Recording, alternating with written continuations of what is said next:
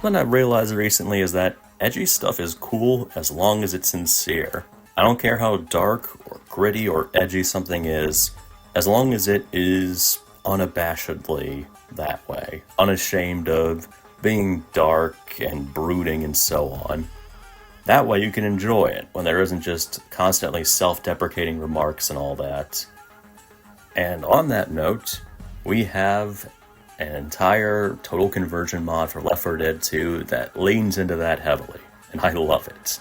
It's the most chuny thing that I've seen in ages. It's pure 2000s edge. It's dark, it's gritty, it's red and black and spooky and bloody, and it's a lot of fun. It's a good rebalance too. It works well. It isn't just a Nightmare ripoff, even if it definitely takes clear inspiration from Nightmare. The add-on I'm talking about is Desperation Redux. It is a Steam Workshop collection of hundreds of mods that come together to turn Left 4 Dead 2 into something darker, more cerebral, and challenging, but also a lot of fun. Something that kind of leans into realism a little more while keeping the arcadier, more out there aspects of Left 4 Dead 2. I came across it by pure chance, honestly. And digging into it further, I've come to enjoy it a lot once I started to understand the quirks of it. You can get a feel for it right out the gates.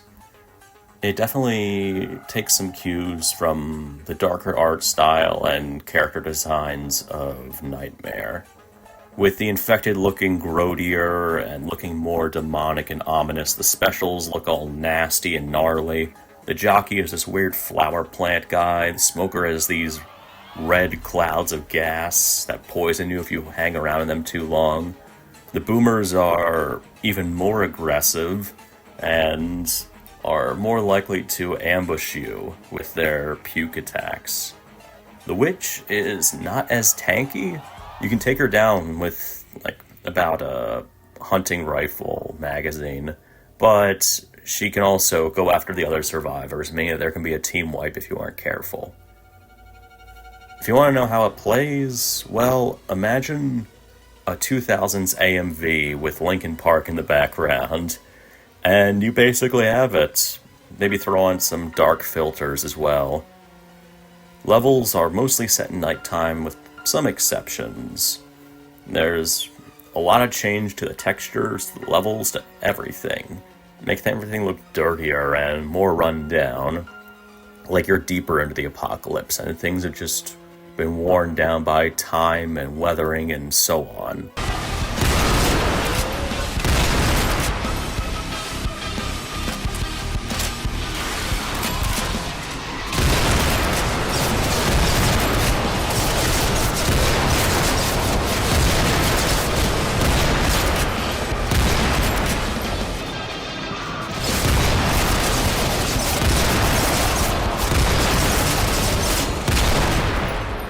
This can lead to some unique changes, like there can be different routes and paths opened up. In Dark Carnival, there are really good examples of this, where there's an optional side path you can explore right outside of the fairground, right before Kittyland. It doesn't really have much to it, but it's cool to walk around in it since it's fully navigatable without issue.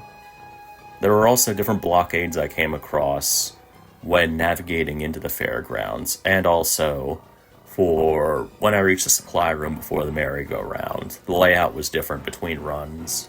This keeps you on your toes, and it plays well to the strengths of the mod.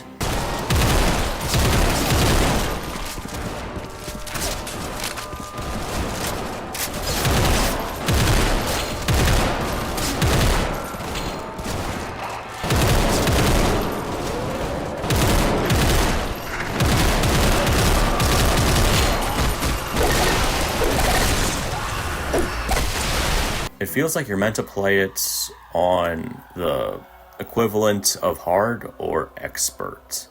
And I'd say give it maybe 1 or 2 runs on apathetic, the normal difficulty, before moving on to that, just so you can get a feel for it. The basic gist is that guns are broken down, and weapons are broken down in general on 2 roles, whether they're good at killing common infected or special infected. And that will really vary, because guns are either buffed, nerfed, or given rebalances to put them in those categories. Like the pistols are instant kills against commons regardless of difficulty, but their effectiveness against the special infected vary. Meanwhile, the Desert Eagle's still an instant kill, but it's much stronger. The SMGs are pretty good for taking down hordes of enemies, since there are more common infected in general, and on higher difficulties they can really wear down your health fast. The MAC-10, meanwhile, is much faster firing, tougher to control, and better suited for just spamming into a special infected that caught your eye. The assault rifles are generally better for special infected, though it also varies by role. Like, the AK is now a Browning automatic rifle. Fires slower, has less rounds loaded, but deals a ton of damage. The Scout's more common, but it's also really buffed. It's much more effective against special infected. The AWP is basically a tank killer, and you're better off saving it for that. It also has less ammo carried, so you can't just clear entire levels with it without changing guns. That is something important to bring up. You're going to be changing guns a lot, and to complement that, weapons will have more upgrades available more commonly. Ammo can be used up more often, so there are ammo packs that you can pick up and deploy. The lasers are also more common, since you'll be dropping weapons more often. Since you have less ammo in reserve, ammo piles can be exhausted, and so on. And you can usually find the explosive and fire ammo pretty quickly, as long as you dig around for it. There are no highlights also, so it's a risk-reward kind of thing. You can go digging around different areas looking for pickups and useful weapons, but it also puts you in greater danger. It has a unique feeling of anxiety in a way, in a good way though. Whenever you're out of the safe house, you feel like you're in danger. You never feel safe till you reach the end of the chapter, and the game's text and music reflects it as such.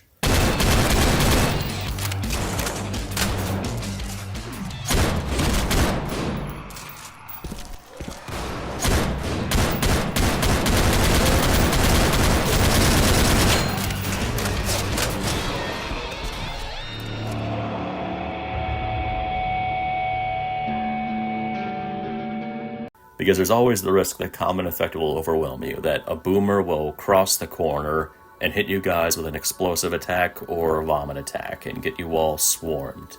Or that a charger will plow through you guys and very quickly take down your health since their damage output is much greater.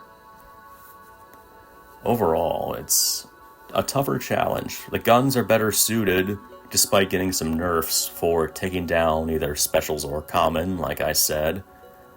And part of this means strategizing how you're going to approach certain levels. Like, you can usually clear most sections of Left 4 Dead 2 with any gun outside of expert or expert realism. But here you're probably going to need to strategize a little more. Like, there were times I lost in the merry-go-round crescendo event because I didn't have good weapons equipped for taking down a bunch of common infected. Or how at the beginning of the passing you're almost guaranteed to have a tank fight, and so you're going to need to scramble to look for good guns to fight him with. Tanks in this one really live up to their name. They have a lot of health, they move quickly, they're aggressive, they jump, they will go for throws, they will just, instead of pounding exclusively on you, if you're downed by them, they'll go for your next teammate and try to wipe you all out. The big saving grace is that the rocks are less accurate. They aren't like in the base game where they basically aimbot onto you. That is a fair trade, since dodging tank rocks can be really tough in the base game, and if they were as accurate as they are here, then they would just wipe everybody out effortlessly. As it stands, you can expect to lose a little more often. This, outside of the adjustment period, is generally tougher than the base game, though it doesn't feel unfair. I want to put that out there. I think that the balancing is done well. The challenges thrown at you feel understandable. Once you start to know how the infected work, their quirks, how to strategize with different weapons, that's when you start really playing it and really enjoying it.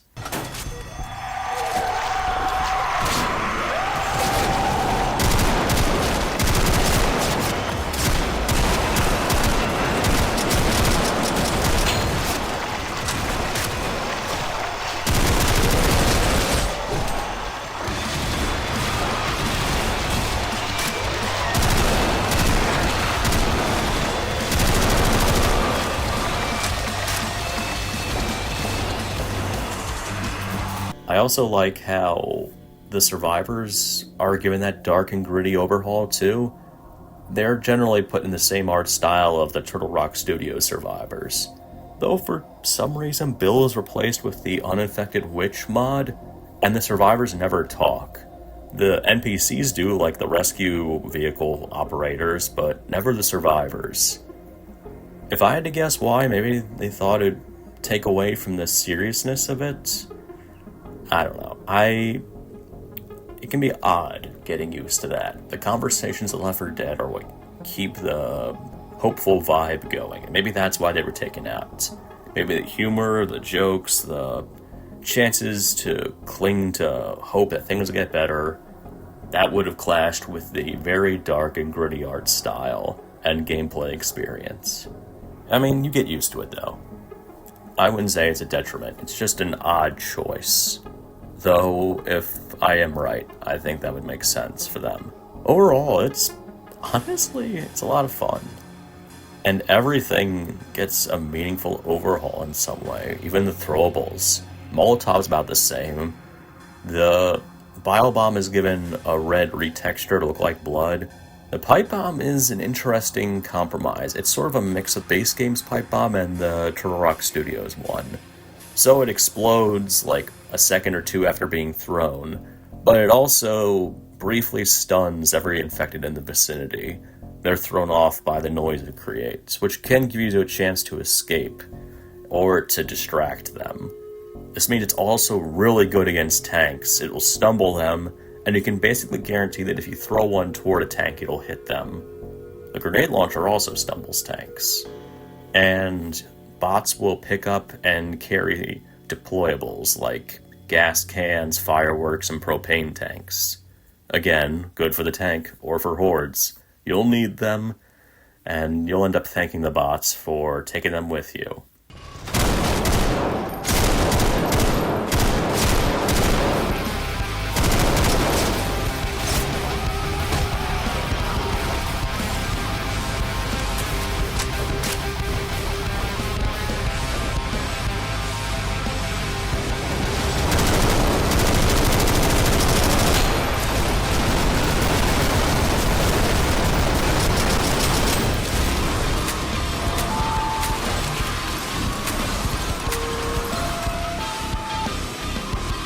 Honestly, something I like about this is that the bots are smart, but they don't clear levels for you. They're good, they're accurate, you need them, considering the difficulty the changes can bring, but at the same time, you still have to do your part. They can't fight off the infected by themselves, they aren't incompetent outside of rescue closets, since sometimes they don't open those, but they also have issues when taking on complicated stuff like tanks or hordes. If you're fighting a horde in an open area, you're screwed. You need to get to an area with a good choke point or a bottleneck you can use. And shepherding the bots towards that will make a big difference in survival. And something else that I like about it is I like the musical choices. There's a lot of metal, a lot of, again, dark, gritty music, stuff that you would hear in AMVs. Like, if you wanted to listen to some nightcore, it'd be perfect. Put on Angel with a Shotgun, and you're good to go. But it changes the horror music, the tank music, the rescue music. A lot gets changed, even the chapter completion stuff. Pulling from different artists, and even the Spec Ops Align soundtrack, which I'm all down for.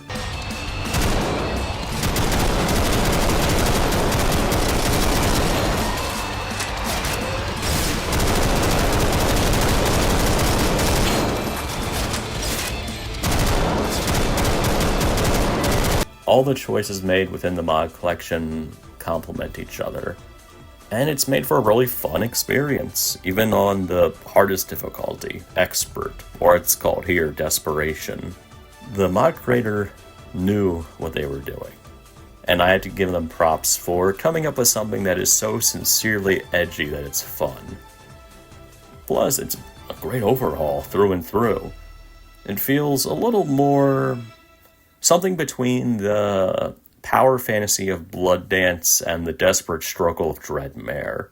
I'd say that's a good in-between spot to hit.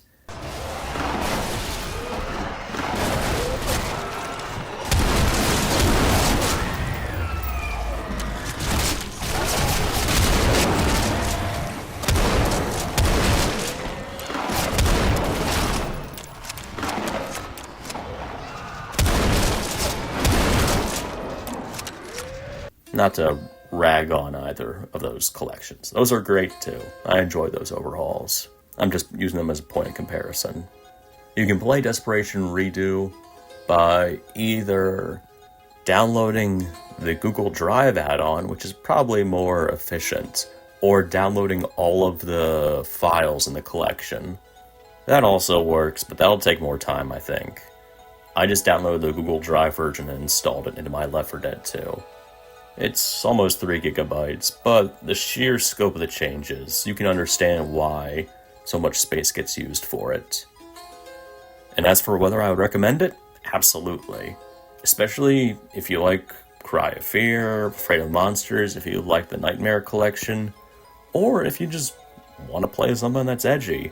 If you're a fan of the darkness or anything of that sort, where it's dark colors, a moody environment, but it isn't like making fun of itself. It runs with its premise and has fun with it. Then I think you're gonna like Desperation. Shout out to the mod creator for coming up with this. And to all of the different creators who made different add-ons that allowed the collection to form.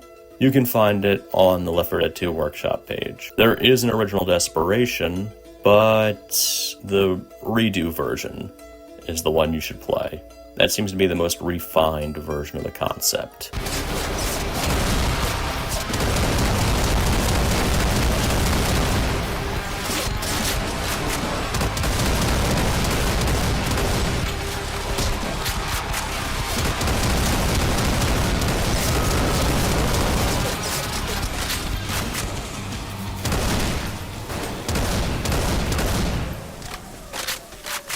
So, again, hope you give Desperation Redo a shot. Shout out to somebody for making it. And hope you all give it a shot. If you do, let me know what you think. I'm really curious. It works well as a solo add-on. I don't know if it's possible to do it multiplayer, but I'd be curious about that also. Thank you all for watching. Take care.